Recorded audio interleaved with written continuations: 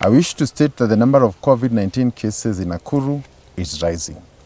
The statistics show Nakuru County has recorded 7,472 cases as at 13th of April 2021.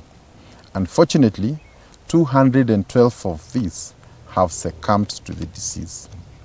The impact of COVID-19 has especially been severe in the third wave, not only because of the economic challenges associated with the lockdown, but also the number of fatalities. And most of us know someone, a friend, a colleague, or a neighbor who has been infected or succumbed to the disease.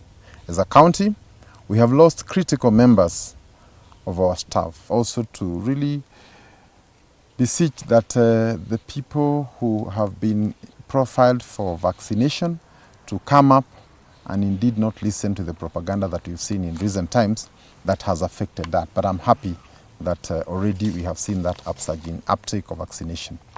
My administration, through the Department of Health Services, trained over 2,000 health workers on COVID-19 management. We went further to train 3,000 community health volunteers on home-based care for COVID-19 patients. These CHVs have been critical in managing the pandemic, especially on home-based care. And we wish to note that especially for patients who did not have any serious symptoms, they were referred to home and would be visited and get guidance from these community health workers.